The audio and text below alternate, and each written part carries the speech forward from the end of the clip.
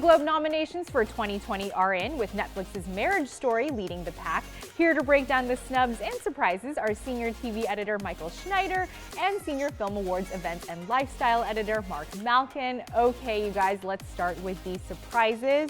Mark, film surprises. Big surprise, Netflix. Yeah. I mean, the HFPA, it's about 90 people voting. We're not talking about a huge voting block. They don't really represent what the Academy does for the most part. So it's going to be interesting to see as award season goes on, is there a backlash to Netflix going, you know what? This is enough, guys. You really, you're sort of ruining it for all the studios and people not voting for Netflix. Let's tick off some of the big nominations. So Marriage Story with 6 nominations. Irishman with 5, Once Upon a Time in Hollywood with 5, The Joker 4, Two Popes going back to Netflix, another 4. So we'll find God over there on the journey. I'll introduce you to him. So Mike, what about TV surprises? There were a couple. So Netflix obviously did just as well in TV as well. 17 nominations, which was the most of any outlet. HBO close behind with 15, so it's really a battle of the titans. Netflix did very well with a new show like Politician, and HBO cleaned up with Chernobyl. Another semi-surprise is Apple TV Plus. We sort of knew that they would come on strong, and sure enough, HFPA, they love their stars, and talk about 2 of the biggest ones, Reese Witherspoon and Jennifer Aniston. For the morning show. The morning show. Which critically wasn't exactly a favorite. I think that's fair to say. Critics right? were not fans of this show, but the HFPA were fans of the 2 stars of this show. Sure. They campaigned heavily, and it did quite well. So streaming overall did huge. It's really a year for streamers. You don't have the power anymore. And frankly, I've let you bozos handle this long enough. Now we're going to get into the snubs. So Mark, film snubs. The major story, of course, no female directors. No female directors, no female writers. It's Wow. really unbelievable. You have Greta Gerwig, Little Women, writer and director didn't get in. Lulu Wang, writer, director, didn't get in. Lorene Scafaria, writer, director of Hustlers, didn't get in. It's unbelievable. It was really shocking. Many people assumed that at least Greta would get into the directing slot and the writing slot, and it didn't. Yeah, It and doesn't make any sense. Other people reacting to that too. So director Jennifer Lee of Frozen 2, which was nominated, she had this to say about the lack of female directing nominations.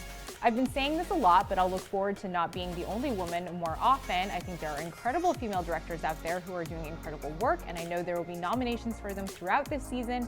I'm looking forward to the years where we don't have this conversation anymore because it's changed, but not changed for this year, unfortunately. No. Who else was snubbed, do you think?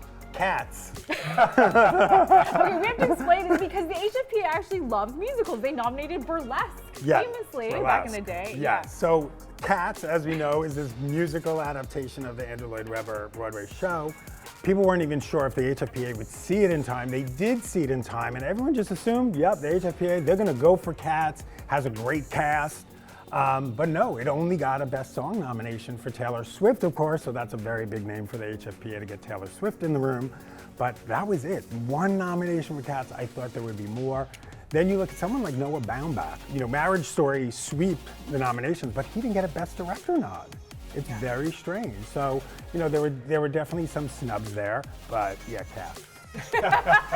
And also in the Best Actor category, I think there were a couple notable snubs. Robert De Niro didn't make it into the drama category, but The Irishman got plenty of nominations. They don't really need De Niro, and De Niro could still be there because he's a producer on The Irishman. There you go. And then Adam Sandler also shut out from that. I think, Gems. can we just go to black and just start mourning right now? Because Uncut Gems, okay, as everyone knows, is one of my favorite movies, if not my favorite movie of the year. And I really wanted Adam to get a nomination. I'm hoping SAG comes along and honors him, and then also the Oscars, but it's going to be a tough road for Adam. I disagree. All right, so Mike, TV snubs, there were quite a few. There were, first off, along the lines of Cats, no Baby Yoda. Let's get the elephant in the room out of the way. No Baby Yoda. Zero nominations. But Laura for Dern Baby. will be there. Laura Dern will be there. Dern will be there. And there's 1 nomination for Cats, so don't discount that. Exactly. But on a more serious note, talk about diversity at the Globes. It really felt like they were going the right direction the past couple of years. Last year in particular, Sandra Oh won Best Actress for Killing Eve. She was the first actress of Asian descent to ever win an award at the Globes, and you had other great nominations and awards as well. This year, they took a step back. I don't know what happened, but the biggest omission of them all, When They See Us, which was an excellent Netflix series. Ava DuVernay was the producer, director, writer about the Central Park Five, the Exonerated Five, completely shut out. The entire series, nothing whatsoever. Pretty big shock. They're doing us like this. What other way they ever do us? Another big snub. Let's talk about an entire platform, broadcast TV, Yes. completely shut out. It's, you nothing know, for The Good Place, nothing for some of our favorite. yeah, This Is Us, you know, a lot of the shows that, you know, you would think are still in the running, nonetheless, completely shut out. A little embarrassing because, of course, the Globes airs on broadcast TV, NBC. Now, once again, you know, the knock on the Emmys is that it's becoming an advertisement for streaming and premium cable. The Globes now the same thing. It's a little embarrassing and it's a little awkward that there's no broadcast representation whatsoever. Absolutely. Well, I know both of you have been up since the crack of dawn, probably before then, so I'm going to let you go. Thank you so much for stopping by, you guys.